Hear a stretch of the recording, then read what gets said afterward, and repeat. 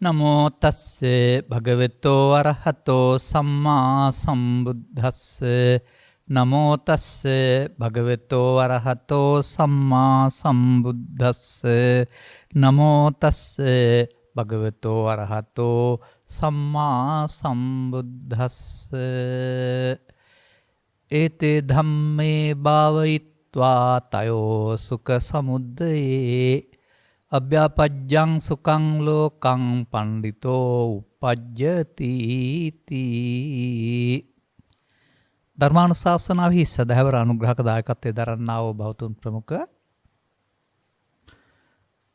ධර්මානුශාසනාවක් ශ්‍රවණය කිරීම සඳහා මේ මොහොත අවධානය යොමු කර සිටින්නා වූ සදහවර පින්වත්නි, අනුග්‍රහක බෞතුන් යසෝදරා වත හෝ නිවන් මකට උපනිශ්‍රය වන ස්වාමින් වහන්සේ කැමති පරිදි මාතෘකාවක් කියලා මාතෘකා දෙකක්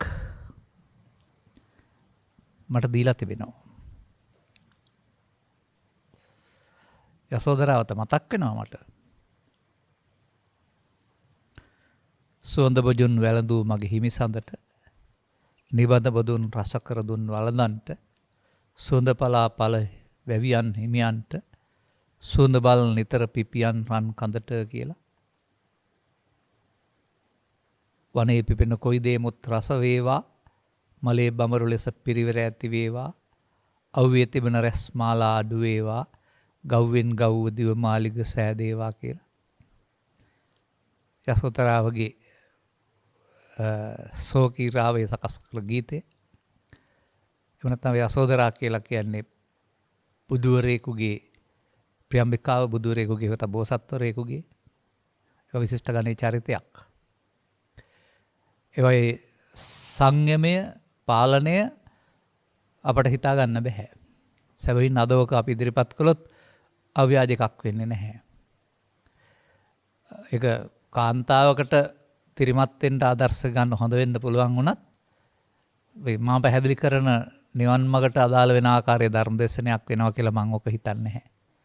මෑතදී කියවලා නැති බැවිනුත් මම බොහොම කරුණාවෙන් නැත්නම් අහිතක් ඇති කරගන්න නොගන්නා ලෙස මතක් කරමින් ඒ සහෝදරා මාතෘකාව බැහැර කරමින් නිවන් මගට උපනිශ්‍රේණ ධර්ම දේශනාවක් කියන මාතෘකාව යටතේ පැහැදිලි කළ එහෙත් සමහරුන්ට පැහැදිලි නොවූ කරුණක් පැහැදිලි කරන්න කැමතියි.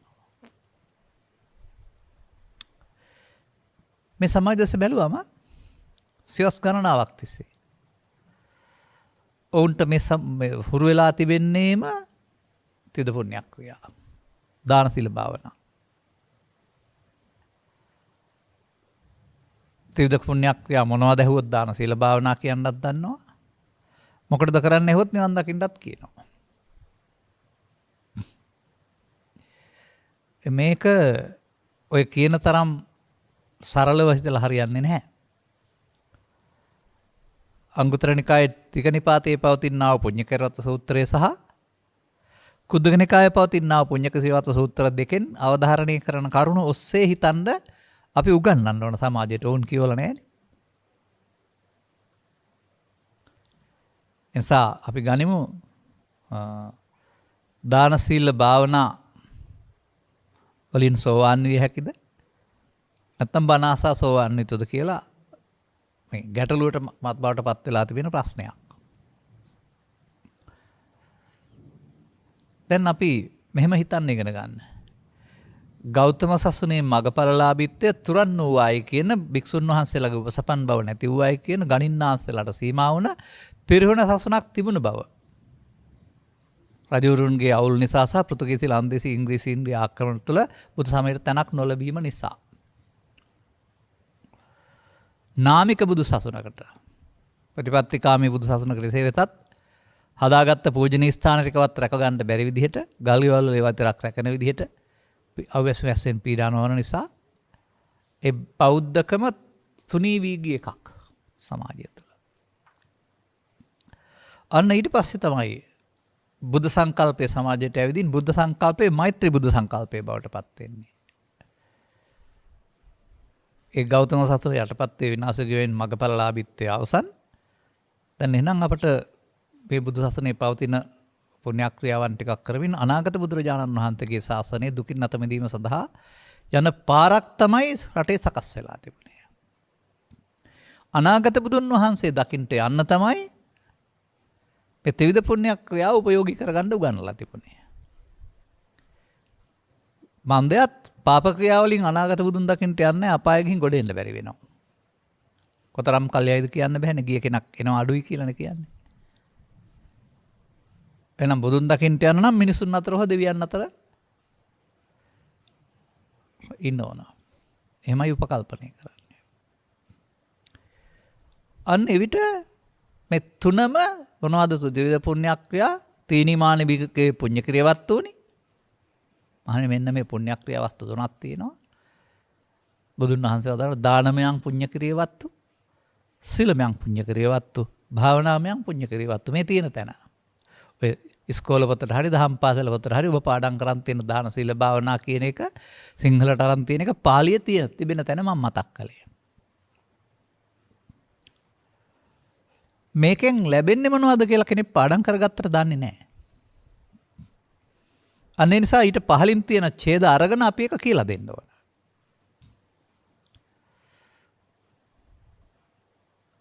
ඒ දෙකම එකට අරගන්නවා මම. එතකොට ලැබෙන්නේ මොකද්ද කියලා හොයාගන්න පුළුවන්. දෙකේම යම් යම් සමානකම් තියෙනවා, එකක පොඩි වෙනස්කමකුත් තියෙනවා. ඒ දෙකම උදව් කරගත්ත හැකියි.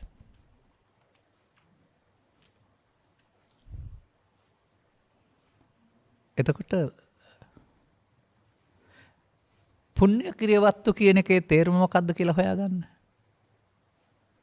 පුණ්‍ය කාරත්තු කියන එකේ තේරුම අනාගත ආයෝජනයක්. තමාට ආපහු විපාක ලැබෙන එකක්. සසර ගමනේදී විපාකයක් වශයෙන් සුඛ විපාක තමා වෙත හිමි කර ගැනීම සඳහා දෙවියන් අතරේ හෝ මිනිසුන් අතරේ හෝ බ්‍රහ්මයින් අතර රූපාවචර අරූපාවචර ආයෝජනයක් තමයි පුණ්‍ය ක්‍රියාවත්තු කියලා කියන්නේ. ඒ ඇයි අනාගත බුදුහාමුදුරුවෝ පහළ වුණු සසරේ රැඳෙන්න. අනාගත බුදුරජාණන් වහන්සේ පහළ වෙලා චතුස්සත්‍ය දේශනා කරපුවම තමයි සෝවාන් වෙන්න වෙන්නේ. නැත්තම් ප්‍රතිපත්ති මාර්ගයට යන්න වෙන්නේ. එතකන් යන්න වෙන්නේ දාන සීල භාවනා වලින් සසරේ ඇවිදින්න. එහෙනම් ඒකෙම උත්තරේ තියෙනවා. දාන සීල භාවනා වලින් සෝවාන් විය හැකිද නොහැකිය. මන්දයත් ඒවා තව විස්තර ගොඩක් මේකේ තිබෙනවා. අනේක ඔබ තේරුම් ගන්න. ඒක එපා හෝ වැරදි නෙවෙයි. ඉහාත්ම වශයෙන් ගෞතම සසුනතල නිවන් මඟ සඳහා නම් අර අනාගත ආයෝජනයක් වශයෙන් සතර යන්න කැමති කෙනෙක් සඳහා වළංගුයි. ගෞතම සසුනේ දුකින් මිදීම නැත්නම් ආර්ය භවයට පත්වීම සඳහා නම් මේ ත්‍රිපිටකය තුල බණාසසෝවාන් විය කියලා තියෙන වැරුණාම දාන දීලා සිල් රැකලා භාවනාකට සෝවාන් වේ කියලා තිබුණ තැනක් මට හම්බුනේ නැහැ. ওই භාවනා පදයේ වරද්දා ගන්න එපා. අර්ථ දෙකකින් මම විග්‍රහ කරනවා. අන්න එතනයි ඔය තියෙන්නේ. බලමු බුදුන් වහන්සේ කොහොමද පැහැදිලි කරලා තියෙන්නේ කියලා. ඉදවන වික්‍රේ එකච්චෝ මහණනි එක පුද්ගලයෙක්. තමගේ ජීවිතේදී දානමය පුණ්‍ය ක්‍රියාවත්තුන් සීලමය පුණ්‍ය ක්‍රියාවත්තුන් පරිත්තං කතං හෝති. අඩුවෙන්ම කරනවා. එතකොට ඔහු එක කර්මඵල අදහා අඩුවෙන් කරන්නේ. අඩුවෙන් කළ නිසා ඔහුට අඩු විපාකයේ සෝකාය සබදෝ පරම්මරණා මනුස්ස දෝභග්ගං උප්පජ්ජති. ඒ අඩු නිසා තමයි දුර්භාග්‍ය සම්පන්න මිනිසෙක් වශයෙන් උපදින්න හරි ලැබෙන්නේ. අන්න දානේ සීලේ පහළම තැනේ විපාකේ. අපාය නෙවෙයි. අපාය නම් පාප ක්‍රියාවත් තුල විපාකේ තියෙන්නේ. අපි ඒක කතා නොකරීම මේ මොහොතේ. අපි යන්නේ පුණ්‍ය ක්‍රියාවත් පැත්තටනේ. අපායෙන් ගැලවෙන්න තමයි මේ නොයායින්ද තමයි මේ පෙන්වලා තිබෙන්නේ. උපතින් මේ එතකොට දුර්භාග්‍ය සම්පන්නයි. කෑම්බීම් මෙදුම් පැලදුම් යාන වාහන අඩුවක් තියෙනවා. සමහර ශාරීරික අඩුපාඩු තියෙන්නත් පුළුවන්. නෑ බෑ වැඩි වෙන්න පුළුවන්. දරිද්‍රතාවෙන් පෙළෙන.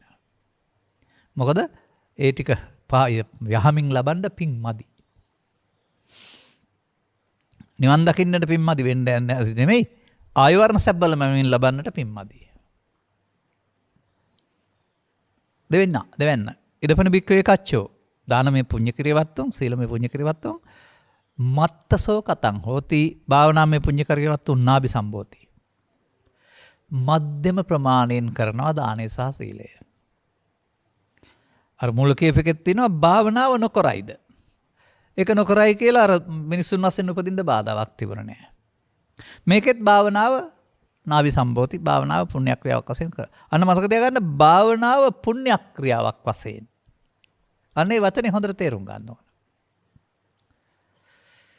සෝකාස බෙදෝ පරම්මරණ මේක පාදක කොටගෙන ඔහුට ජීවිතෙන් අවසානයේ පුනර්භවයක් ලැබෙනවා නම් මනුස්ස සෝබග්ගං. පෙරපින් කළ බල සහිත ආයු වර්ණ සැප බල සහිත රූප සම්පත්තින් සහිත ධන සම්පත්තින් සහිත නෑ බෑ වචන නැති අන්න. එතකොට ඒක මොකද්ද? විපාකය. දානේ සීලේ පරලොව ආයු වර්ණ සැප බල විපාකය. ඔන්න දානෙට ලැබෙනදී. තව ටිකක් එහාට ගියොත් ඔය පරිත්තං මත්තසෝ වෙනුට අදිමත්තං අදිමාත්‍රයෙන් ඉහළ ප්‍රමාණයෙන් දානේ සහ සීලයේ දෙනවද භාවනා නොකරයි දායෙත්. ඒක පාදක වුණොත් සෝකාස බෙදෝ පරම්මරණ දිව්‍ය සහවිතං අර දිව්‍ය ලෝක හයෙන් එකක මහේ ශාක්‍ය අල්පේ ශාක්‍ය දෙවියන් අතරට යන්නේ දානේ සහ සීලයේ උපරිමේ ඉහළ දානේ සීලයේ උත්තය. විපාක නැද්ද තියෙනවා. දැන් දානෙට සීලෙට මොකද්ද පුද්ගලය වශයෙන් මේවා කරපුවා මේවා ආමිස පූජා එකට ආපහු විපාක ලැබෙනවා. එහෙනම් කර්ම විපාකවල හොඳ පැත්තයි දාන සීල. දැන් දුර්භාග්‍ය සම්පන්න මිනිසෙක් වෙන්න හෝ සෞභාග්‍ය සම්පන්න මිනිසෙක් වෙන්න හෝ දෙවියන් වෙන්න භාවනාව ඕන නැහැ. මේ තුනෙන් ගිහින් තියෙන්නේ. හොඳයි සංසාර විග්‍රහයේ රූපාවචර ධානය අරූපාවචර ධානය මුල් කොට රූපී බමතල 16 සහ රූපී බමතල 20 උපදින්නේ කවුද? පව් කරපු අයද දානෙ දිම්බු අයද සිල් රැකපු අයද? නෑ. පව් කරපු අය අපායේ දානෙ සිල් රැකපු අය කාම සුගතියේ. අන්න රූපී අරූපී බමතල වලට ගියේ භාවනා කරපු අය. බුදුරජාණන් වහන්සේ පහළ වෙන්න පෙර භාවනා කරපු අය එබැවින් ඒක භාවනා පුණ්‍ය ක්‍රියාවත්තු. මේ සූත්‍රයක පෙන්වන්නේ නැහැ. ලෞකික ධානය ඉපදුනේ භාවනා කරලා භාවනා කියන්නේ වඩනවා කියන අර්ථය. එතකොට අනාගත විපාකයක් දීමක් වශයෙන් භාවනා කිරීම. ලෞකික විපාකයක් වශයෙන්. එදා ඒ වනහප වෙලාවේ ඒක පිළිබඳ අදාළත්වයක් තියෙන්න නැතුව ඇති මේ අහපු කෙනාට.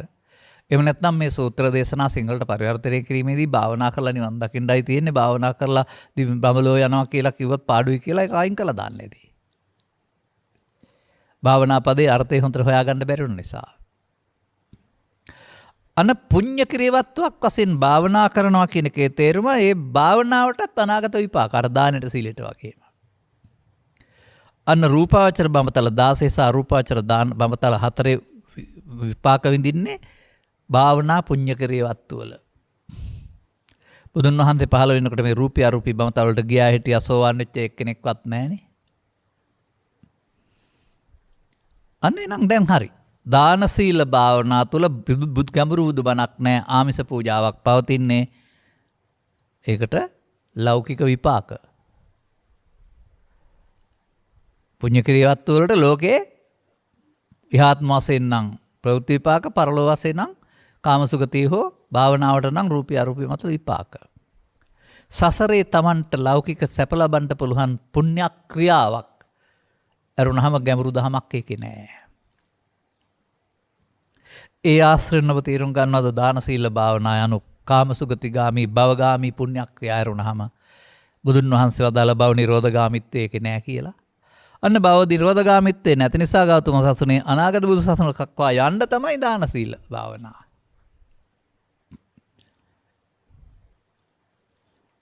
අපි අනිත් පුණ්‍ය ක්‍රියාවත් සූත්‍රයටත් යමු. ඒකෙත් තීනිමාන බික්කවේ පුණ්‍ය ක්‍රියාවත් උනේ මහණනි පුණ්‍ය ක්‍රියාවත් තුනක් තිබෙනවා. දානමයන් පූර්ණමයන් භාවනාමයන් පුණ්‍ය ක්‍රියාවත් කියලා. ඒක වෙන විදිහකට විස්තර කරනවා. පුඤ්ඤ පේවතෝ සික්ඛය ආයත අග්ගං සුකුද්දයන් යම් කිසි පුද්ගලයෙක් පිනෙහි ශික්ෂණයටපත් වෙනවා ජීවිතෙන් එහා පැත්තට සැපගෙනත් දෙන බැවින් ආයත අග්ගං මොනවද දානංච සමචරියංච මෙත්ත චිත්තංච භාවිතේ භාවයේ අන්න මේ තුන හොයාගන්න ආයෙත් අර දානංච කීවේ අර පරිත්‍යාග වස්තු පරිත්‍යාගය ලොකු හෝ කුඩා මව්පියන්ට හෝ සාතනයට හෝ ආදී වශයෙන්. අතන සීලංච කීවේ සිල් රකින්න එකනේ ශික්ෂාපද සමාදන් වෙන එක ආදී වශයෙන් සිල් රැකීම. මේකේ තියෙන සමචරියන් කියලා. සමචරියන් කීවෙත් සීල කියන එක ඉගෙන ගන්න වෙන්න මෙහෙමයි අසමචරිය හොයාගන්න. අසමචරියට කියනවා හතුන් මරනවා, හොරකම් කරනවා, කාමීත්‍යාචාරය හැසිරෙනවා, බොරු කියනවා, මත්පැන් පානය කරනවා. එහෙනම් එවෙන් වෙන්වීමනේ සමචරිය. පස්පයින් වෙල්වීම පංචශීලය නම් එහෙනම් සමචරියංච කියන්නේත් ආයත් සීල. අතන භාවනා කියන වචනේ පුණ්‍යක්‍රියාව වශයෙන් ගන්නවා. මෙතන ඒක මෙත් වැඩීම. මෙත්ත චිත්තංච භාවයේ. සමතයක් වශයෙන් මෙත් වැඩීම. එකක් හෝ දෙකක් හෝ තුනම ඒතේ ධම්මේ භාවයිත්වා. භාවිතා කොට. තයෝ සුඛ සමුද්දේ ආකාරයෙන් සුඛ සැප සුඛ තුනක් ලෞකික සැප තුනක් ගෙන්නා වූ ගෙනත් දෙන්නා. දුක් විපාක නැති අභ්‍යාපජ්ජං සුඛං ලෝකං. ඒවා කරන අයට පඬිත කියන වචනකුත් පැහැදිලි කරලා තිනවා. පඬිතෝ උප්පජ්ජති. උන් නිවනේ උපදිනවා කියලා දර තියෙන්නේ නැහැ. දාන සීල භාවනා කරලා දුක් විපාක නැති ලෞකික සැප විපාක තැරි ලෝකවල උපදිනවා. එනම් දාන සීල භාවනාවලින් තතරේ උපදිනවානේ. දෙකේම තියෙන එක නේද? එනිසා ඒක පෘථග්ජන පුද්ගලයන් සඳහා සඳහන් නොවැටහෙන්නම් කාම දුගතියෙන් මිදී කාම සුගතිය සෝ දෙවියන් අතර හෝ ආදී වශයෙන් භව ගමනේ සුඛ පැත්ත සඳහා සද්ධර්මයේ පිළිබඳ දේශනාවකින් අවබෝධයකින් තොරව පුණ්‍යක්‍රියා මට්ටමේ භවගාමිත්වයක් උපදිනවා කියලානේ තියෙන්නේ. මෙතන පුණ්‍ය කිරියවත්තු මෙත්ත චිත්තං කියලා තියෙනවා. අතන ගත්තාම ওই රූපාචර අරූපාචර ධානය උපදින ඔක්කොමත් පුණ්‍යක්‍රියා. පුණ්‍ය කිරියවත්තු භාවනා. එබැවින් දාන සීල භාවනාවල භාවනා පුණ්‍ය කිරියවත්තු භවගාමි. කාම සුගතියෙන් එහා පැත්තට රූපී අරූපී බඹතලවල ලෞකික විපාක විඳ ආපහු එන්න සිදුවෙන භවගාමිත්වයේ ඉහළ තලයක්. එනිසා දාන සීල භාවනාවල භාවනා කියන්නේ බුදුරජාණන් වහන්සේ වදාළා වූ සතර දුක් නිමා කරන භාවනාව නෙමෙයි කියන එක ඉගෙන ගන්න. උපදිනවනේ කියලා පෙන්නන්නේ. දැන් සෝවන් වෙන්න මොකද වෙන්න ඕන? දැන් භාවනා කොට මේ දාන සීල භාවනා කරලාද සෝවන් වෙන්නේ නැත්නම් බණ අහලාද කියලානේ ගැටලුවක් තියෙන්නේ. සෝවන් වෙනවා කියන්නේ මොකද්ද? සෝවන් වෙනවා කියන්නේ සක්කාය දිට්ඨිය හඳුනාගෙන සක්කාය දිට්ඨිය බිඳ වැටීමට. දැන් දානය දුන්නා සිල් රැක්කා භාවනා කරුවයි කියලා ඔබට සක්කාය දිට්ඨිය හම්බ වෙනවද? නෑ. දානෙ දෙන්න පුළුවන් වෙලා ශික්ෂාපද සමාදන් වෙන්නත් පුළුවන්. මෛත්‍රියක් හෝ බුදු ගුණයක් හෝ එහෙමත් නැත්නම් තව මොකක් හරි කමටහනක් කියව ඉන්නත් පුළුවන්. බුදුන් වහන්සේට පෙර කාලේ අය කළෙත් මොනවා හරි කර්මස්ථානයක් අරගෙන සිත බලෙන් සංසුන් කරලා කෙලෙස් යටපත් කරලා සංසුන් සුවයක ඉඳ හදන එකනේ. ඒ සංසුන් සුවේ ආයතනයක් වුණාම තමයි සංසුන් සුවෙන් පරලෝ යන්නේ. අර පව ආයතනයක් පාපයෙන් පරලෝ යාම. පින ආයතනයක් පිනෙන් පරලෝ යාම. ධාන ආයතනයක් ධානෙන් පරලෝ යාම.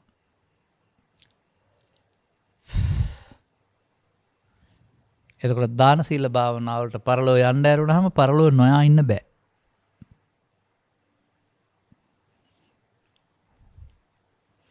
ත්‍රිපිටකේ පෙරලා බැලුවාම කොණ්ඩඤ්ඤතවුසා ඔයිට ඉස්සර භාවනා කරපු කෙනෙක්. බද්දිවප්ප මහානාම සේරමත් අත්තකල මතාන යෝගින් වශයෙන් භාවනා කරපු අය. ඔවුන්ට මේ භාවනාවලින්ද සෝවාන් ලැබිලා තියෙන්නේ මංගල ධර්ම දේශනාව ආසාද? පංචවග්ගී තාපසුන් එහා පැත්තට රහත් ඵලයටපත් උනේ දාන සීල භාවනා වල භාවනාව කරලාද නැත්නම් පංචස්කන්ධයේ අනාත්මය දැකලාද? අන්න පංචස්කන්ධයේ අනාත්මය දකින භාවනාව වෙනයි අරක වෙනයි. පස්සගතවසන්ට මේ නිවන් මඟ දොර ඇරුණේ දාන සීල භාවනාවල පුණ්‍ය කිරියවත්තු භාවනාවක් කරලා නෙවෙයි. අනත්ත ලක්කන සූත්‍රය සඳහන් පංචස්කන්ධයේ අනාත්මය. අන්න මංගල ධර්ම දේශනාව හැරෙනකොට දෙවෙනි එකේ විශේෂ ධමයක් උගන්වනවා පංචස්කන්ධයේ ආත්මය සහ අනාත්මය.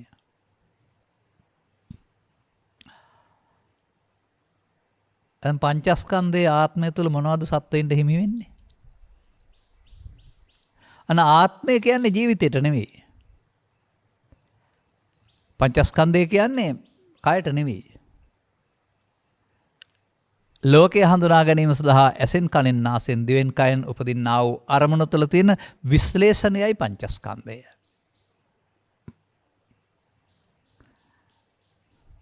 මතක තබා ගන්න.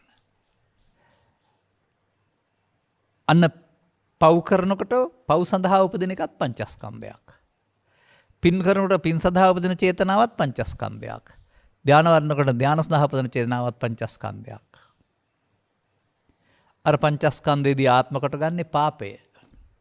පාපය ආත්ම කොට අරගෙන පවෙන් පරලෝ යනවා. මේ පංචස්කන්ධය ආත්ම කොට ගන්න පින. පින ආත්ම කොට අරගෙන පිනෙන් කාමසුගතිය උපදිනවා. අර පංචස්කන්ධය ආත්ම කොට ගන්න හේවත් උපාදාන කරගන්නේ ධානයෙන් පරලෝ ගොස් කාම රූපය රූපී බමතල උපදිනවා. පංචස්කන්ධයේ ආත්මය පවපින දීන ධාන වශයෙන් තුනකට බෙදුනාට තුන් භවයේ සසර ඇවිද්දවන්න තමයි සකස් වෙලා තිබෙන්නේ. අහුනහම සිදු වෙන්නේ. නමුත් සක්කාය කියන්නේ පංචස්කන්ධයේ ආත්මේ නම් සක්කා දිට්ඨිය කැඩෙනවා කියන්නේ පංචස්කන්ධයේ ආත්මේ කැඩෙන්න වෙනවා. දැන් බණ ඇහුවේ නැතුව දාන සීල භාවනා කර කර හිටියට පංචස්කන්ධය තේරෙනවද? දැන් ඉස්කෝලේ ගියා, දහම් පාසල් ගියා, පපිරිවෙන් ගියා, පංචස්කන්ධේ පාඩම් කරගත්ත කාටවත් තේරලා තියෙනවද? පංචස්කන්ධය තේරෙන්නේ නැති තාක්කල් එතනින් එහාට ගමන විවරණය කරගන්න බෑ. පංචස්කන්ධය තේරෙනවද දන් දුන්නට හරි, සිල් රැක්කට හරි, අද්දක පියාන භාවනාවක් කරාට හරි? නෑ. සත්පුරුෂ සංසේවය සහ සද්ධර්ම ශ්‍රවණය අවශ්‍යයි.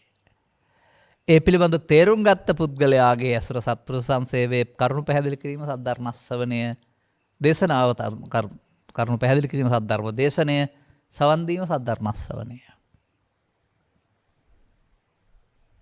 එහෙනම් බණාසා ඒ බණවල සක්කාය පැහැදිලි කරන්නේ කොහොමද? ඔය ඇතැම් වූ කියන පරිදි මේ කය කියලාද පෙන්වන්නේ සක්කාය? නැත. සක්කාය හඳුනාගත්තාම තේරෙනවා ඔබට සක්කාය සමුදය ගාමිත්වය ඔබ ළඟ තියෙනවා, සක්කාය නිරෝධ ගාමිත්වයට පත් වෙන්න ඕන කියලා.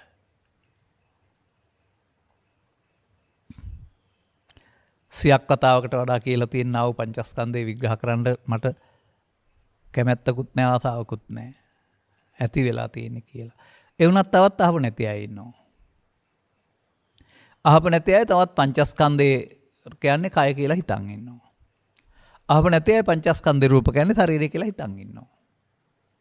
ගොඩ එන්න බැරි වලක වැටිලා නෙමෙයි ඉන්නේ.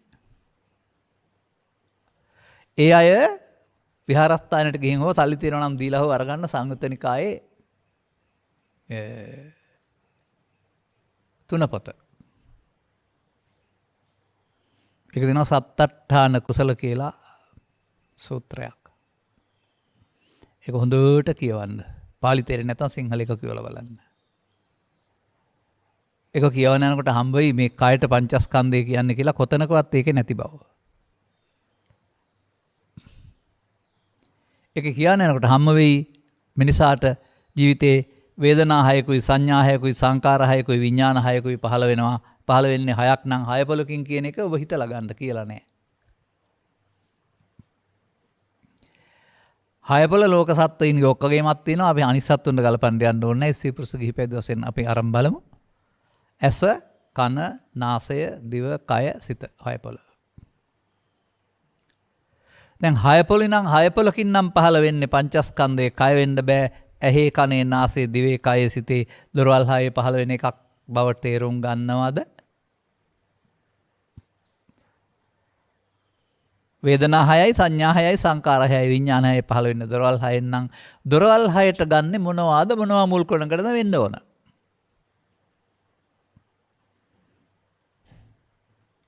ඇසට ගන්නේ රූපය, කනට ගන්නේ ශබ්දය, නාසයට ගන්නේ ගන්ධය, දිවට ගන්නේ රසය, කයට ගන්නේ ස්පර්ශය, සිතට ගන්නේ ධම්ම. නම් කිරීමේදී ඒ අරමුණු වලට කියනවා රූප රූප, ශබ්ද රූප, ගන්ධ රූප, රස රූප, පොට්ටබ්බ රූප, ධම්ම රූප. අරමුණු දොරවල් 6ට 6ක් ගන්නවා. 6ක් අරගෙන ඒවා සමග ආසක්ත වී ඇලෙන්න ගැටෙන්න ගියොත් එහෙම ඒවා නිසා හට ගන්නා වූ මුලාවට රූප තණ්හා, ශබ්ද තණ්හා, ගන්ධ තණ්හා, තණ්හා, පොට්ටබ්බ තණ්හා, ධම්ම තණ්හා කියලා තණ්හා 6කුත් තියෙනවා.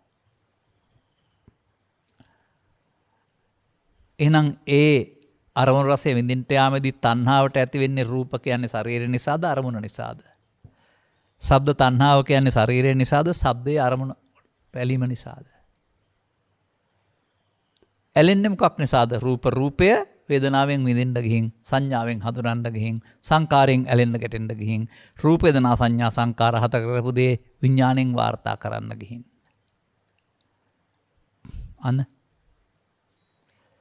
අන්න අපිට ගන්න වෙනවා.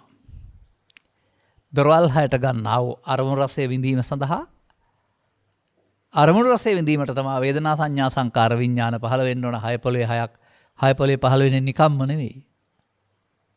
ඒ රූප අරමුණේ, ශබ්ද අරමුණේ, ගන්ධ අරමුණේ, රසය, ඒ පොට්ටබ්බ අරමුණ මුල් කොටගෙන කියන එක කල්පනා කරලා තේරුම් ගන්න. එහෙම නැතුව මේ ඇහෙන් කනෙන් නාසයෙන් අරමුණු රසයක් විඳිද්දී ඇහෙන් රූපය විඳිනවා, කනෙන් ශබ්දය විඳිනවා, නාසයෙන් ගන්ධය විඳිනවා ඇරුණාම ඒ වෙලාවට කය විඳින කෙනෙක් මේ ලෝකේ කොහෙවත් නැහැ. මම ඒක එහෙම කියන්නේ ඔය රූප කියන්නේ පඨවි ආපෝ තේජෝ වායු හතරට කියලා කියන අයට දැන්වත් ඒ හනමිටි අතාරින්න. ඔය කොහෙන් කටපාඩම් කරගත්තත් සිංහල පරිවර්තනයක තිබුණත් කොහේ හරි වැරද්දක් බව තේරුම් ගන්න නුවණ තියෙන්න වෙනවා. තේරුම් ගන්න මෙහෙමයි විඳිනවා. මොනවා විඳීද? සැප වශයෙන් විඳී, දුක් වශයෙන් විඳී, උපේක්ෂා වශයෙන් විඳී. මොනවද විඳින්නේ? ඔබ විඳින්නේ අරමුණු නෙවෙයිද? රස විඳින්නේ. එනිසා මේ පස්දරට අදාළ පිනවීමේදී මේ කය විඳින කෙනෙක් නැහැ. රූප අරමුණ, ශබ්ද අරමුණ, ගන්ධ අරමුණ, පොට්ටබ්බ අරමුණ, ධම්ම අරමුණ තමයි විඳින්නේ. අරමුණ කියන්නේ චෛතසිකයක්, හටගෙන නැසෙන එකක්. හටගෙන නැසෙන කාලය තුල ඒ සම්බන්ධයෙන් ඇති කරගන්නා වූ වේදනාව, සංඥාව, සංකාරය, විඥාණය පහම හටගෙන නැසෙන්න වෙනවා.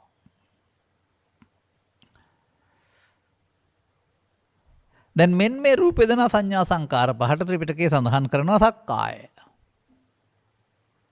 සංකාය anu කය නෙවෙයි, මේ කය නෙවෙයි, අර ඇස තුළ පහළ වෙන අරමුණ හඳුනා ගැනීමට අවශ්‍ය ක්‍රියාකාරකම් ටිකයි. ඒකට එන එක. රූපේද, ශබ්දේද, ගන්ධේද, රසේද, රූප ශබ්ද ගන්ධ රස පොට්ටබ්බ තණ්හා වශයෙන්. හතුරාද මිතුරාද වශයෙන් ගත්තාම ඇලීම් ගැටීම් වශයෙන්. පවද පිනද දානය වශයෙන් ගත්තාම කාම රූප අරූප වශයෙන්. ඒකට එන දේ සමග එකතු වීමෙන් දිට්ඨිගත වෙනවා. අන්න දිට්ඨිගත වෙනවා කියන්නේ එකතු වීමෙන් ඒක මම කොට ගැනීම. දැන් මම කොට ගන්න රූපය කියන්නේ ශරීරය නෙමෙයි, රූප අරමුණ. ශබ්දේදී ශබ්ද අරමුණ, පිනේදී පින, පවේදී පන. ඒකට එන දේ සමග එකතු වීමෙන් ඒක මමත්වෙන් ගැනීම. ඒවත් දිට්ඨි වෙනවා. එහෙම වෙනයි දිට්ඨි වෙනයි. දැන් බණහන් නැතුව දාන සීල භාවනා දීලා ඔක කොහොම තේරෙනවද? මේ දැනට ඉන්න සමාජයටවත් මේක මෙහෙම සක්කාය දිට්ඨිය කියන එක තේරෙන්නේ නැතුව බොහෝ දෙනාට නිකම් මම වගේ කියන හැඟීම කියා ඉන්නව ඇරුණාම ගැඹුරින් තේරුම් ගත්තා ඉන්නවද? දැන් මේ සක්කාය කුමක්ද? සංයෝජනයක්, සතරට බැඳීමක්. ඒ සතරට බැඳෙන්නේ ජීවිතේට එක සැරේයිද? අරමුණ සක්කාය දිට්ඨිය බැඳීම කියලා කියන්නේ. අරමුණ රූප වේදනා සංඥා සංකාර පහකට මම කොට ගත්තාම පංචස්කන්ධේ, මම කොට ගත්තාම පංච උපාදානස්කන්ධේ. පංච උපාදානස්කන්ධෙට නිකන් නැසෙන්න බෑ. අනාගත ඵලයක් උපදින්න හේතු ඉතුරු වෙනවා. ඒකට කියනවා සංයෝජනය. බැඳුණනේ සතරට.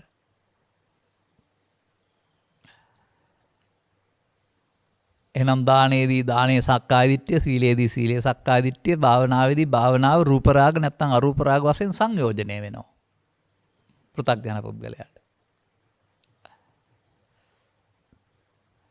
උන් සක්කාය සංයෝජනයේ බැඳෙන වරුනම උන්ට කැඩිල්ලක් සිද්ධ වෙන්නේ නැහැ නේ. කොහොම සෝවාන් වෙන්නේ? සෝවාන් වෙන සක්කාය සමුදය ගාමිනී ප්‍රතිපදාවේ ගිහින් බෑ. සක්කාය නිරෝධ ගාමිනී ප්‍රතිපදාවේ යන්න වෙනවා. අන්න එතකොට ධර්මදේශනා තුළ තමයි මෙසේ සක්කාය දිට්ඨිය විස්තර කරන්නේ. රූප වේදනා සංඥා සංකාර විඥාන උපාදානයට හේතු වෙනා ස්කන්ධ පහට සක්කාය කියලා කියනවා. ඒකට එන දේ කියන්නේ ඉස්සරලාප දේ හෝ පස්සේ එන දේ නෙවෙයි. ඒ මොහොතේ ඒකට එන දේ. එතකොට ඒ මොහොතේ ඒකන දේ ලෝභය, දේශය, මෝහය, ඊර්ෂ්‍යාව, ක්‍රෝධය, වෛරය, පවපින ධානය ඕන එකයිනේ. ඒකෙන්නේ මම හදා ගන්නවයි කියලා තියෙන්නේ.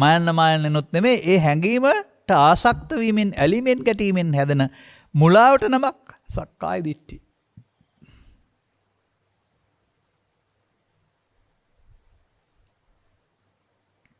දැන් සෝවාන් වෙන්න සක්කාය දිට්ඨියට බැඳීම වෙනුවට බැඳෙන්නේ නැතුව කැඩෙන්න වෙනවා. මට කියන්න දැන් දානේ හරි සීලේ හරි අර කෙලෙස් යටපත් කරන සංසම් සමාධිය කරන බව පංචස්කන්ධය තේරෙනවද සක්කාය? නෑ. දානේ සීලයේ තියෙන්නේ සක්කාය දිට්ඨිය තුල. භාවනාව තියෙන්නේ රූප රාග අරූප රාග තුල. අර ඕරම් භාග්‍ය සංයෝජනය වෙනට උද්දම් භාග්‍ය සංයෝජන. ඒකට දානෙන් සීලෙන් භාවනාවෙන් සංයෝජනයට බැඳෙනව ඇරුණාම කැඩෙන්නේ කොහොමද? කැඩෙන්නේ නැතුව සෝවන් වෙන්නේ කොහොමද? අන්නර පාසලක් තුළ දහම් පාසලක් තුළ පුංචි ධර්ම දේශනාවක් තුළ ඉගෙන ගත්ත දේවල් කියන අය අහලා හෝ එතනින් නතර වුණාම ඔබට මේක පැහැදිලි නෑ. එමනම් සත්‍යයට හමු වෙන ඉරණම අපි විස්තර කරමු. පව් රැස්කොට පවෙන් පරලෝ යනවා. පින් රැස්කොට පිනෙන් පරලෝ යනවා. ධ්‍යාන රැස්කොට ධ්‍යානෙන් පරලෝ යනවා. එතකොට ඒ පරලෝ යන්නේ කුමක් නිසාද? පවේ උපාදානය නිසා, පිනේ උපාදානය නිසා, ධානයේ උපාදානය නිසා හෙවත් සක්කාය සමුදය ගාමිනී ප්‍රතිපදාව. පෘථග්ජන පුද්ගලයාට දාන සීල භාවනා කියන්නේ සක්කාය සමුදය ගාමිනී ප්‍රතිපදාවක්. එනිසා දැන් හරි උත්තරය. දාන සීල භාවනා කරලා සෝවාන් වෙන්නේ නැහැ. දාන සීල භාවනා කරලා ඒවට අදාළ පුණ්‍ය විපාකෙ හිමි කරගන්න පුළුවන් පාරලෞකික වශයෙන්.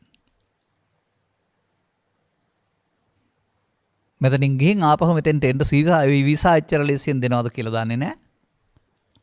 මොකද මේ කර්ම ඉවර වුණාම තවත් තැනකට යන්න වෙනවා. ඉවර වුණාම නියත වශයෙන් මෙහෙනවා කියලා නැහැ. කලදුටු කල වලදු ගන්න ඉල ගන්නවා කියන එක සාමාන්‍යයෙන් පාවිච්චි කරන්නේ කපටිකමට. මෙතන පෙන්නන්න හදන්නේ කපටිකම අර්ථය නෙමෙයි. අන්න ඔබට මේ මිනිසත් බව ලැබුණු මොහොතේ කලදුටු කල වලහි ගන්න ඔබ කල්පනා කරේ නැහැ. සක්කාය නිරෝධ ගාමිනී ප්‍රතිපදාවට කල්පනා කළේ නැහැ. සමුදය ගාමිනී ප්‍රතිපදාවෙම ඉන්නවා. දාන සීල භාවනාවල. දැන් දාන සීල භාවනාවල භාවනා කෙලෙස් යටපත් කරන සුළුයි රූපී අරූපී බමතල පැත්තට රූපී අරූපී බමතල පැත්තට විපාක ලබා දෙන සුළුයි භවගාමී. දාන සීල භාවනාවල වෙනයි අනිත් භාවනාව විදර්ශනා භාවනා. ඒක සෝවාන් සිර රහත් දක්වා තියෙන එකක්. ඒක අර භාවනාව නෙමෙයි. භාවනා කියන වචනේ තේරුම යමක් වඩනවා කියන එක ඒවැ සංසුන් සමාධියක් වඩනවා. මේවායේ ක්ලේශයන් ප්‍රහීන කරනකොට අනන්තරික සමාධිය මතුවෙනවා. අනන්තරික සමාධිය නොපිරිහෙන සමාධියක් ලෞකික සමාධිය උපදවා ගත්තට නැතන එක. අන්න පුඤ්ඤ කිරිය වත්තු කියන වචනේ පෙරුම එහෙමනම්. පුඤ්ඤ කිරිය වත්තු භාවනා. සක්කාය දැන ගන්න ඕනෙත් නැහැ. මොකවත් ඕන නැහැ. අරමුණු ආවහම අරමුණු වල තිබෙන බර නිසානේ දුක තියෙන්නේ කියලා තේරෙනවා නම් අරමුණු හිතේ එන්නේ නැතුව හිටියොත් ඒකේ දුක එන්නේ නැහැ කියලා එයාට පරිචයක් පළපුරුද්දක් ඇති වෙයි. හිතට ඒවා නොඑන්න නම් හිත තවත් එකකින් පුරවා ගත්තාම ඒව එන්නේ නැහැ. එන්න හේතු තිබෙනවා. නමුත් එන්න විදියක් නැහැ. මෙහි ඉඩ නැහැ. සීමා සහිතයි. අන්න ඒක නේද මේ දාන සීල භාවනාවලින් කෙලෙස් ඈත් කරලා පුඤ්ඤ කිරියවත්තු භාවනාවේ ඉන්නව ඇරුණාම ධර්මස්සවණයකට සෝවාන් වූ අයින් පසුව තිබෙන්නා වූ කර්ම රැස් කරන ක්‍රියාකාරකම් වෙනකොට කර්මක්ෂය කිරීමේ ක්‍රියාකාරකමට අවතීර්ණ වෙලා නැහැ බහුතරය. අන්න දැන් ඒතේ ධම්මේ භාවයිත්වා ඒ ධර්ම තුන භාවිතා කරනවා යමෙක් මරණින් එහා පැත්තට සුවගෙන දෙන්නා වූ තය සුඛ සමුද්දය අභ්‍යාපජ්ජන් ලෝකං ලෝකං දාන සීල භාවනා කරලා පඬිතුයෝ දුක් විපාක නැති සැප විපාක තැන්වල උපදිනවා කියලා තියෙනවා වරුණාම සසර ගමන කෙලවර කරනවා කියලා නෑ නේද ඒ ගාථාවේ.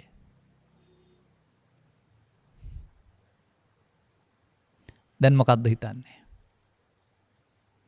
දැන් සම්බුදු සසුනේ සදහම් යට වූ සමාජයේ අපාගාමී බවින් ගැලවී පෘථග්ජන පුද්ගලයා සඳහා මිනිසුන් අතර හෝ දෙවියන් අතර රැඳෙමින් අහම්බෙන් හෝ අනාගත බුදුරයා හමතුරු වෙනතුරු සසරේ රැඳෙන්න හදාගත්ත භවගාමී මාර්ගයයි දාන සීල භාවනා. මම දකිනවා දානය සීලේ භාවනාව බෞද්ධයින්ට නෙමෙයි ලෝකේ ඕන කෙනෙකුට කරන්න පුළුවන්. ඔය බුදුන් වහන්සේ පහළ වෙන්න පෙර හිටියාපු අය භාවනා කරලා රූපී අරූපී ධානය උපදවාගෙන ඥාන උපදවාගෙන හිටියේ බුදුරජාණන් වහන්සේගෙන් බණ අහලා භාවනා කරලා. නමුත් ඒගොල්ලෝ භාවනා කළේ. ඒ භාවනාවෙන් සිදුවෙන්නේ කෙලෙස් යටපත් වෙන එක, ඈත් වෙන එක, කෙලෙස් සංසිඳන එක නෙමෙයි.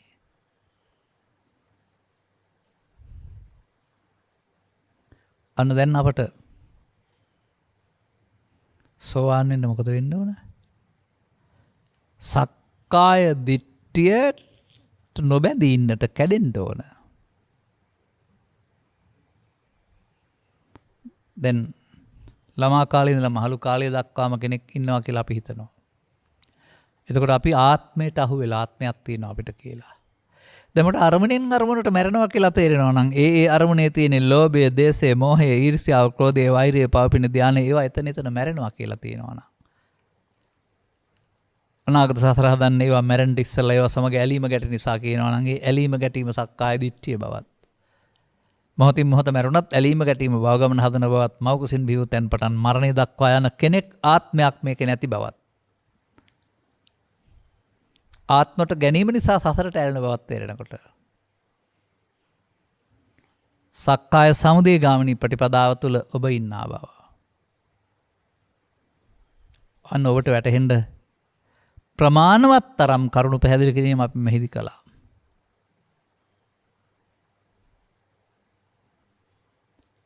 දැන් එතකොට එහෙනම් දාන සීල භාවනා තහනම් නැහැ. අපාය යනවට වඩා මිනිසුන් අතර දිව්‍යයන් අතර උපදින්න ඒවා කරාට තේරෙන්නේ නැති යට වරදකුත් නැහැ. නමුත් අභ්‍යාපජ්ජං සුඛං ලෝකං අපාය වගේ දුක් විපාක දෙන තැන්වල නෙමෙයි විපාක නැති සුව විපාක තියෙන තැන්වල උපදිනවා. භව ගමන කෙලවර කරනවා කියලා නෑනේ. අනේකයි තේරුම් ගන්න ඕන.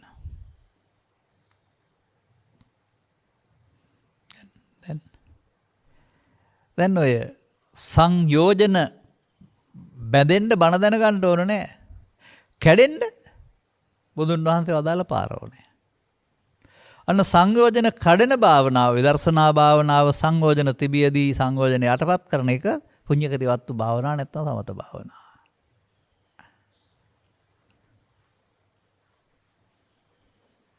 තව ටිකක් එහාට යනවා. දාන සීල භාවනාවන ත්‍රිවිධ පුණ්‍ය ක්‍රියා. එමයි පෙන්වන්නේ. සද්ධර්ම යටපත් වුණ සමාජයේ ත්‍රිවිධ පුණ්‍ය ක්‍රියාවලින් ප්‍රතිප්‍රියාව නිවන් මාර්ග කියලා හිතාන ඒවැය දෙන්න පුළුවන්.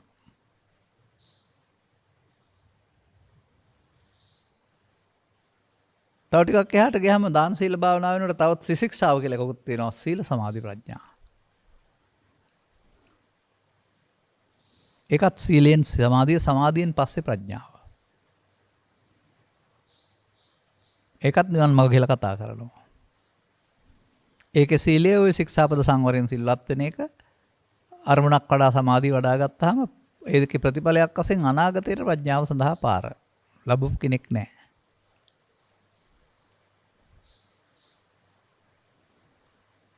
මානම් දකිනවා දාන සීල භාවනත් නිවන් මඟ නොවේ සංසාරයේ මාර්ගය. සීල සමාධි ප්‍රඥාත් නිවන් මඟ නොවේ සසර භවගාමී මාර්ගය. නමුත් ආර්ය අෂ්ටාංගික මාර්ගය ඉගෙන ගන්න ගියාපුවම සීල සමාධි ප්‍රඥා වලට කඩන්න බෑ. ඔය නිකම් පාඩම් කරගත්තට කඩන්න පුළුවන් කියලා ලියලා බලපුවම කඩන්න බෑ. ඔන්න මම දැන් කියනවා කියලා කඩනවා. සම්මාදිට්ඨි සම්මා සංකප්ප ප්‍රඥා වාචා කම්මන්ත ආජීව සීල වායාම සති සමාධි පිහිටි ආකාරයෙන් ආර්ය මාර්ගයේ ප්‍රඥා සීල සමාධි නම් ප්‍රඥා සීල සමාධි යන නිවන් මගයි සීල සමාධි ප්‍රඥා හෝ දාන සීල භාවනා නිවන් මග නොවේ. ලෝකේ ඔක්කොම එහෙම කිව්වත් අනියම අපි මෙහෙම කියනවා. ගෙදර ගිහින් හරි පොත පෙරලා හරි ලියලා බලන්න. ආර්ය අෂ්ටාංගික මාර්ගයේ ත්‍රිශික්ෂාවට කඩපුවාම සීල සමාධි ප්‍රඥාද ප්‍රඥා සීල සමාධිද සමාධි ප්‍රඥා සීලද කියලා. නමුත් ඒක ආර්යයන්ගේ මාර්ගය ආර්ය අෂ්ටාංගික මාර්ගය. අපි පෘථග්ජන භාවයේ ඉඳගෙන ආර්ය අෂ්ටාංගික මාර්ගයේ පූර්වභාවයේ ප්‍රතිපදාවකට අනාර්ය අෂ්ටාංගික මාර්ගයක් ලියලා කඩ කඩ ලියලියා ඉන්නවා.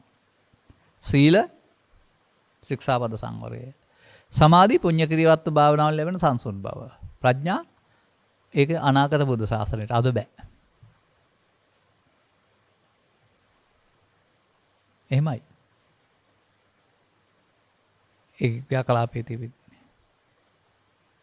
නමුත් මේ ආර්ය මාර්ගයේ සම්බන්ධයෙන් ගත් කල බුදු පියාණන් වහන්සේ සම්මා දිට්ඨි දෙකක් සම්මා සංකප්ප දෙකක් සම්මා වාචා දෙකක් කම්මන්ත දෙකක් ආජීවත් දෙකක් කියලා දෙක පෙන්ලා තියෙන්නේ ඇයි? මහා චත්තාරි සක සූත්‍රය. දෙක පෙන්ලා තිබෙන්නේ භවගාමී ප්‍රතිපදාව එකක් භව නිරෝධගාමී ප්‍රතිපදාව එකක්. අන භව නිරෝධගාමී ප්‍රතිපදාව නොදන්න අය භවගාමී ප්‍රතිපදාව භව නිරෝධගාමී ප්‍රතිපදාව වශයෙන් ගන්නවා. ඒකයි වෙලා තියෙන්නේ.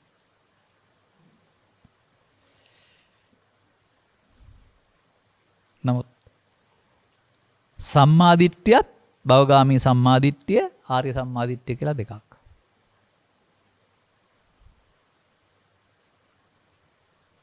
අන කලක් භාවිතා වුණේ සමාජයට භවගාමී සම්මාදිට්ඨිය. ඒ කියන්නේ පින්පව් විපාක විශ්වාස කරමින් පවෙන් වැළකීමෙන් ලැබෙන යහපත් දැකීම තමයි භවගාමී සම්මාදිට්ඨිය. ආර්ය සම්මාදිට්ඨිය දුන් දේ විපාක ඇත සීල විපාක ඇත කියලා නෙමෙයි විස්තර කරන්නේ. දුක දනීද හේතුව දනීද නැති වූ තැන දනීද මාර්ගය දනීද එපමණකින් සම්මාදිට්ඨිය ඒක ආර්ය සම්මාදිට්ඨිය.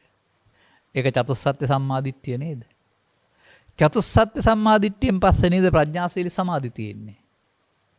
චතුස්සත්‍ය සම්මාදිට්ඨිය අනාගත උසාසනට යොමු කරන් පස්සේ නේද සීල සමාධි ප්‍රඥා භවගාමී ප්‍රතිපදාවක් අපි පාඩම් කර ඉන්නේ.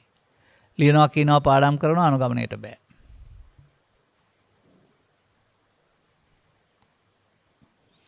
අන්න දැන් සම්මාදිට්ඨි ප්‍රඥාව ලැබුණාම සීලය ශික්ෂාපද නෙවෙයි. ශික්ෂාපද සිංහලේ පෘථග්ජනයාගේ කායික වාචික සංවරය සීලය. ආර්ය පුද්ගලයා ප්‍රඥාවෙන් පස්සේ සීලය සෝවාන් රහත් දක්වා මේ කෙලෙසුන් නැසන යම්කිසි සංයමයක් වැද්ද ඒක ආර්යකාන්ත සීලය. ඒක තමයි ප්‍රඥා සීල. ඉතින් සීල සමාධි ප්‍රඥාවල සීල ශික්ෂාපද ප්‍රඥා සීල සමාධි වල සීල ආර්යකාන්ත. ඒ වළංගු වෙන්නේ සෝවාන් රහත් දක්වා. ඒවත් ත්‍රිපිටකයේ තිබෙනවා. අපි පැහැදිලි කරලත් තිබෙනවා.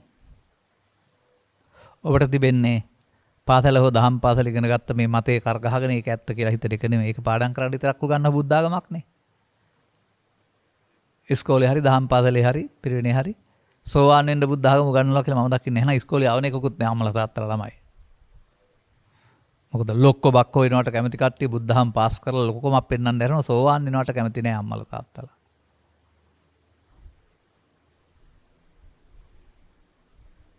එනිසා ඒ සඳහා තේරුම් ගත්ත පුද්ගලගේ කරුණු පැහැදිලි කිරීම තුල තමයි ඔය අපි මේ පැහැදිලි කරන ආකාරයෙන් සක්කාය සමුදය ගාමිනී ප්‍රතිපදාව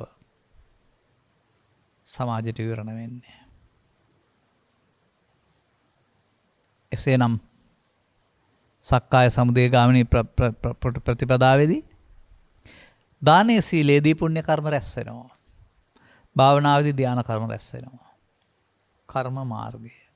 කර්ම වලට හම්බ වෙන්නේ නිවන් නෙමේ ලෞකික විපාක. කර්මක්ෂය කිරීමේ කර්මය කියලා එකක් වෙනවා. ඒකට හම්බ වෙන විපාකේ ලෞකික නෙමේ ලෝකෝත්තර විපාක. අන්න මේ සදහම් මග වසා දමා විවිධ මග ඔස්සේ යමින් ඉන්න පෘථග්ජනයාට ධර්ම ශ්‍රවණය කිරීම තුළ සදහම් මග විවරණය වෙනවා. කර්ම රැස් කරලා විපාක විඳින්න ඇරුණාම ඊට එහා දෙයක් ලැබෙන්නේ නැති බව. කර්ම රැස් කිරීමෙන් අනාගතයේ හදා සසරක් හදන බව. සසර හදන කිසිදු ක්‍රියාකාමකින් සසර ගමනින් මිදෙන්න බැරි බව දැන් තේරෙන්න වෙනවා. එහෙනම් ඔබ භවගාමී ප්‍රතිපදාව තුළ හිර වුණ හිරකාරයෙක් බවට පත් වෙලා ඉන්නවා. ඔබට ධර්ම ශ්‍රවණය කතුරු කරන තුරු භව නිරෝධගාමී ප්‍රතිපදාවට යන්න බැරි වෙලා තියෙනවා.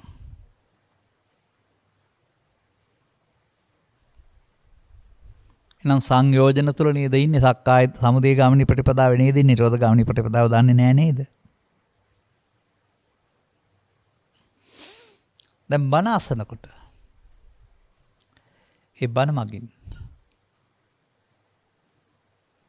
ඒ පුණ්‍ය කර්මයන්ට ගොදුරු හිටපු අය ඒ ලෞකික ධානයන්ට ගොදුරු හිටපු අය ඒන් සෙව නැත්තම් චුතව ගොස් ඒ තැන්වල උපදින්න පාරවල් හදන් හිටිය අරුණාම කාටවත් මගේ භව ගමන මෙතනින් නිවා වෙලා තියෙන්නේ කියලා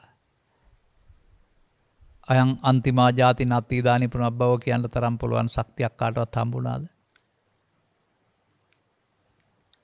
දාන සීල භාවනාවල හම්බ වෙන්නේ නැහැ. සීල සමාධි ප්‍රඥාවල හම්බ වෙන්නෙත් නැහැ. එයාම වන්නේ ප්‍රඥා සීල සමාධි වල. දැන් බුදු සමයේ ආර්ය ප්‍රතිපදාවෙන් කොතරම් ඈතද දාන සීල භාවනා හෝ සීල සමාධි ප්‍රඥා? ආර්ය ප්‍රතිපදාවක් නෑ නේද?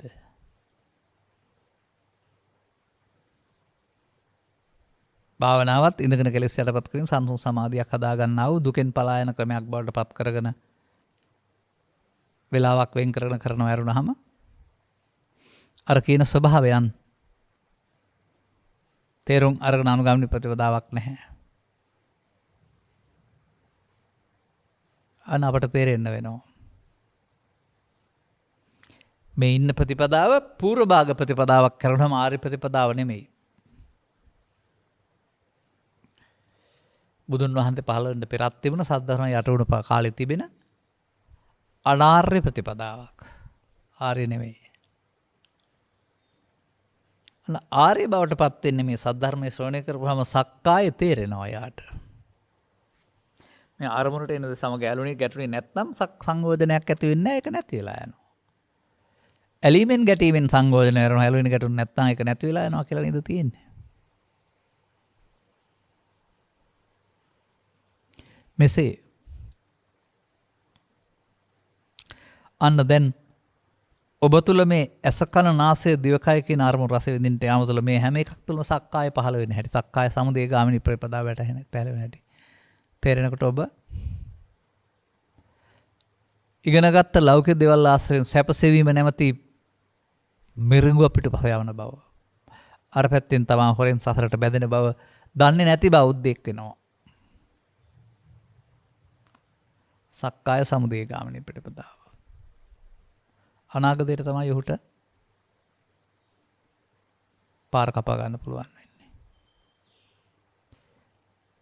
එහෙම කරන්න නම් අවුරුදු 2700ක් බුදුන් වදාළ ධර්මයේ පිටක වශයෙන් සහ කටපාඩම වශයෙන් රැක ගන්න හෝ බාණක પરම්පරාව වශයෙන් රැක ගන්න හෝ යටවී තිබුණාම මතු වුණාම වැඩගත් හැකි කියලා දේශනා කරන්න ඕන නෑ. සක්කාය සමුදය ගාමිනී ප්‍රතිපදාව හොඳයි. නමුත් අපට එහෙම කියන්න බෑ. අපි දක්නා සක්කාය සමුදය ගාමිනී ප්‍රතිපදාවත් සමහරුන්ට වළංගුයි සක්කාය නිරෝධ ගාමිනී ප්‍රතිපදාවත් තමාට වළංගුයි. වළංගු කරගත හැක අනුගමනය කිරීම තුළින්. දැන් ඔබට මේ කරුණ තේරුම් ගන්න ලැබුණාද? පොතේ තිබෙන කාරණා අනුවම නෙමෙයි මේ සූත්‍ර දෙක අනුව මම පැහැදිලි කළේ මේ ඔබට මේ කරුණ තේරුම් ගන්න ලැබුණාද? අන්න දැන් දාන සීල භාවනා කරන්නේ මව් කුසින් බිවි ජීවිතාසානේ දක්වා ජීවත් වෙන පුද්ගලයා වශයෙන් පවෙන් බැහැරවීමක් කරනවා හොඳ දේවල් කිරීමක් කරනවා පුද්ගලයා ඊට එහා බෙදලා බලන්නේ නැහැ. පෘථග්ජනයාගේ දාන සීල භාවනා සක්කාය සමුදය ගාමිනී ප්‍රතිපදාවයි. අන්න ධර්මස්සවණය කිරීම තුළ මේ සසර හදන එක වෙනුවට සසර නිමා කරන තැනට කරුණු පැහැදිලි කරනවා බුදුන් වහන්සේ. ඒ ධර්මයේ තේරුම් ගැනීමෙන් සක්කාය සමුදය වෙනුවට නිරෝධ ගාමිනී ප්‍රතිපදාව. එතකොට බණ වලින් පස්සේ භාවනා සෝවාන් වලින් එහා පැත්තට තියෙන්නේ. බණ දන්නේ නැති භාවනා තමයි පෘථග්ජන ඕන කෙනෙකුට කරන්න පුළුවන්කමක් තියෙන්නේ. අර ආර්ය පුද්ගලයා එතනින් එහා පැත්තට උපන්න කුසල් දුරු කිරීම සඳහා විදසුන් වඩමින් දැන් අන්න සක්කාය නිරෝධ ගාමිනී ප්‍රතිපදාවය. එහිදී කෙලෙස් යට වෙන්නේ ඈත් වෙන්නේ නැහැ, කෙලෙස් ඇවිදින් දුරු වෙනවා. සකල ක්ලේශයන් ප්‍රහීන කිරීම. භවය හදන එක වෙනුවට මොහොතින් මොහොත භවයේ සසර කඩන තැනක්. අවසන් කරන තැනක්. පස්සේ ගන්න තිබුත් අවසන් වෙන්නේ නැහැ. හෙට අවදි වුණාම මතක් වෙනවා වගේ ඊළඟ ජීවිතේට එනවා ආපහු. එහෙම යලි ගන්න හේතු නොතබා අවසන් කරන තැනක් අපට හදා ගන්න බැරිද? එතකොට භව ගමනද භව නිරෝධයද? භව නම් උපාදාන භව ජාති කියලා මං කියලා තියෙනවා. භව නිරෝධෝ නම් නිබ්බාණං කියලා තියෙනවා. අන්න නිවන් සඳහා භවගාමී වෙලා බෑ, භව නිරෝධගාමී. දැන් දාන සීල භාවනා භවගාමී නේද? සෝවාන් යන භව නිරෝධගාමීත්වය නේද? ඒ නිසා ඒකට අදාළ ක්‍රියාමාර්ගය සසරට බැඳෙන ආකාරය, ගැලවෙන ආකාරය පිළිබඳව ඔබට බනාසා කියන වචනට එන්න වෙනවානේ. බනාසා කියන වචනය යටතේ ඔබට ඔබ පිළිබඳව ඔබ නොදන්නා ප්‍රමාණයේ කරුණු ටිකක් පැහැදිලි වෙනවා. පුද්ගලයා ඔබ වශයෙන් සලකනවා වෙනුවට පංචස්කන්ධයට එන දේ මම වශයෙන් සැලකීම මමවල් 1000ක් දවසට හදා ගන්න බව. 1000ෙන්ම සංයෝජන වෙන බව. බැඳීමෙන් අවසන් කිරීම හෙවත් අවශේෂ නිරෝධය නැමැති උගුලේ ඔබ අසු ඉන්න බවට බණහනකොට තේරුම් ගන්නට ලැබේවි. දැන් බැඳීමෙන් අවසන් කිරීම වෙනුවට නොබැඳීමෙන් අවසන් කිරීම සක්කාය සමුදය ගාමිනී ප්‍රතිපදාව වෙනුවට සක්කාය නිරෝධ ගාමිනී ප්‍රතිපදාව බවට තේරුම් ගන්නට ලැබේවි. අනුගමනීය ප්‍රතිපදාවක් වශයෙන් කරන්නට. අන්න එවිට මේ සූත්‍රවල සඳහන් වන්නා පුණ්‍ය කිරිවත්තු ලෞකිකය තුළ භව ගමන සූපත් කිරීම සඳහා වදාළ දේවල් ඇරුණාම කෙලෙස් නසන භාවනා නෙවෙයි භාවනා මේ පුණ්‍ය කිරිවත්තු කියන්නේ. සමාධි පමණක් වැඩෙන කෙලෙස් ඇත්ති පවතින දේවල්. නමුත් ක්ලේශ ධර්මයන් ප්‍රහීන වෙන ආකාරයේ වැඩිම තමයි සකල ක්ලේශයන් ප්‍රහීන කොට කියලා භවගාමිත්වය වෙනුවට භව නිරෝධ ගාමිත්වය හඳුන්වා දී තිබෙන්නේ. අන එතෙන්ට ඒ කොටස යම් කාලයක් මේ සතරේ මිනිසුන් අතර භාවිතා වුණේ යටපත් වෙලා තිබුණා. නමුත් ත්‍රිපිටකයේ පෙර දහම පවතිනවා. බොහෝ දෙනා සාකච්ඡා කරනකොට මතුවෙනවා ඔබට ඊට පස්සේ ඌරෝ කැකුණ තලන්න පුළුවන්. ඔබ හබන් කුකුලෙක් වශයෙන් හබන් කුකුලන්ට මගුල්. ඌරෝ කැකුණ තලනකොට හබන් කුකුලන්ට ජය මගුල්ලු කියලා කියන්නේ ඇයි? හබන් කුකුලට ඌරෝ කැකුණ තලන්න බෑ. කැකුණ කියන්නේ කොට්ටන් වගේ ගෙඩියක්. ඒක ඇතුලේ මදයක් තියෙනවා. ඌරු හපලා පටස් ගාලා වෝරලා මදේ ඈතට විසික්කා වෙනවා. ඌරට ලෙල්ල ඉතුරු වෙනකොට මදේ හබන් කුකුල අහුලන කනවා. ඒකට තමයි කියන්නේ ඌරෝ කැකුළු තලනකොට හබන් කුකුලන්ට ජය මගුල් කියලා. නමුත් ඥානවන්තයෝ වෙස මහන්සි වෙලා සද්ධර්මයේ හොයනකොට අනිත් අයට එච්චර මහන්සි වෙන්න ඕනේ නැහැ. හොයපෙක තේරුම් ගත්තාම අර අයට ලැබෙන සැනසීමම අනුගාමී ප්‍රතිපදාවත් තුළ හම්බ වෙනවා. එහෙනම් පින්වන්තයෝ ප්‍රඥාවන්තයෝ බුද්ධෝත්පාදයක ඉපදලා සදහම් හොයලා එලි කරනකොට අනිත් අයට හොයන්න මහන්සි වෙන්න ඕනේ නැහැ. තේරුම් ගන්න අනුගාමී කරපුවාම අර ප්‍රතිපලාවම හම්බ වෙනවා. එහෙනම් දැන් මම ඔබට පැහැදිලි කළා. පුඤ්ඤ කිරිවත්තු සූත්‍ර දෙකක් පෙන්ලා තිනවා. දෙකේම අබ්බා පජ්ජං සුකල්ලෝකම් පඬිතෝ උපජ්ජති මරණින් පස්සේ උපදිනවා කියලා කරනවම සතර ගමන කියලා වෙනවා කියලා නැහැ. කෙලවර වෙන්න නම් එහෙනම් ආර්ය මාර්ගයේ ධර්ම ශ්‍රවණය කිරීම තුළ භවගාමී ප්‍රතිපදාව වෙනකොට භව නිරෝධගාමී ප්‍රතිපදාව තේරුම් අරන් අනුගමනය කරන්න ඕන.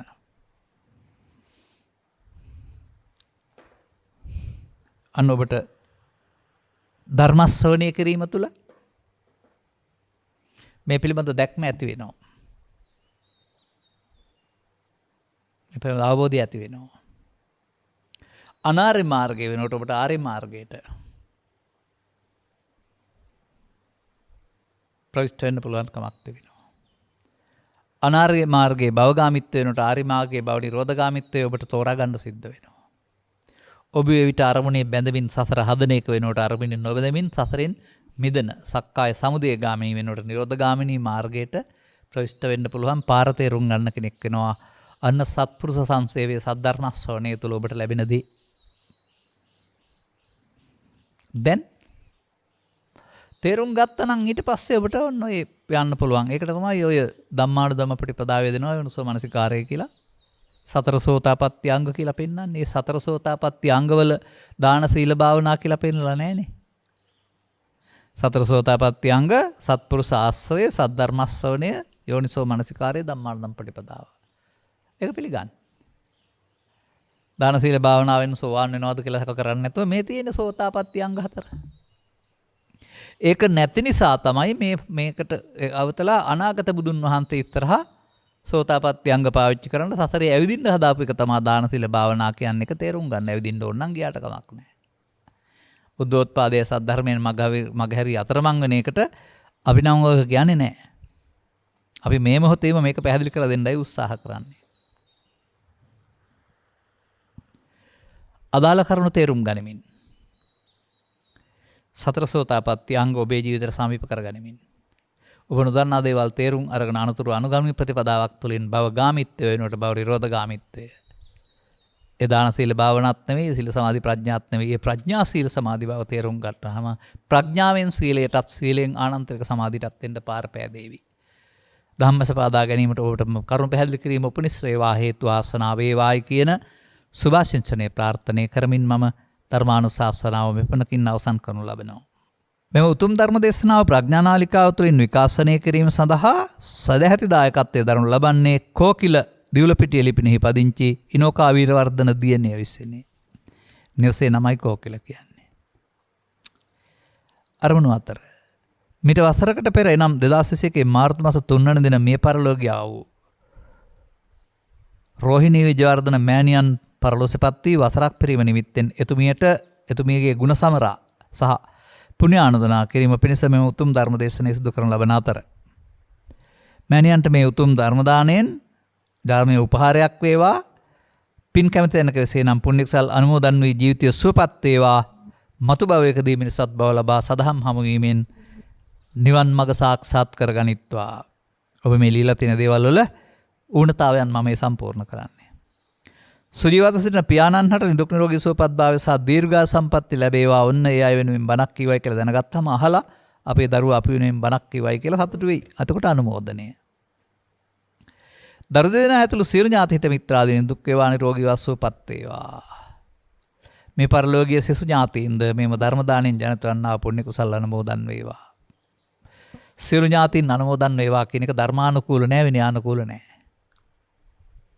එහෙනම් ඉතින් ඔක්කොටම මිය ගියාම පින් දෙන්න පුළුවන්. එතකොට බුදුහාමුදුරුවෝ වැරදි ඔබ හරි. බුදුරජාණන් වහන්සේ අදාළ ඨානේකෝ බ්‍රාහ්මණ උපකප්පති නොවට්ටානේ අදාළ තැන හිටියොත් විතරයි ලැබෙන්නේ නැත්නම් නෑ කියලා තියෙනවා. අන්න ඒවා ඉගෙන ගන්න. ඒ අදාළ තැන මරණින් පසු ආපහු ගෙදරෙන පරදත්තු උපජීවියාට පමණයි. ඒ නිසා පින් දීම මරණින් පසු අමාරු වැටෙන පුද්ගලයෙකුට කරන පුංචි උදව්වක් විතරයි. එයින් නිවන් ලැබෙන්නේ නැහැ. අර අපිට තියෙන ආරි සත්‍ය අවබෝධයේ මිනිසත් බව ලබා ආපහු අවබෝධ කරගෙන යන්න ඕනේ. මේ පිළිබඳව අපි කොතෙකුත් කරුණු පැහැදිලි කරලා තිබෙනවා. ඔබටත් කරුණු තේරුම් ගැනීම තුළ තවදුරටත් මේවා නිවැරදි කරගන්න ලැබේවායි කියලා ප්‍රාර්ථනා කරනවා. එසේනම් පරලොවසෙපත් මෑණියන්ට උපහාරයක් වේවා. අවශ්‍ය නම් පින් අනුමෝදන් සුවපත් වේවා. පියාණන් ඇතුළු අනුග්‍රහක බවතුන් සහ ඔබ සහ දරුවන් සියලු දෙනා ඉහාත්ම වශයෙන් නිදුක් නිරෝගී සුවපත් සියලු සැපයන්ට පැමිණ අවිද්‍යාන්ධකාරය දුරු කරගන්නා වූ සදහම් මාවත විවර කරගෙන නිවන සැනසෙන මගට එන්නට මේ ගෞතම සසුනම හේතු ආසනාව වේවායි සාදු කියලා ප්‍රාර්ථනා කරගන්න. සබ්බීත්‍යෝ වජ්ජන්තු සබ්බ රෝගෝ විනස්සතු මාතේ බවත් අන්තරායෝ සුඛී දීඝායුකෝ භව හැම දිනාටම තෙරුවන් සරණයි. දේශක්ඛයෝ නිබ්බානං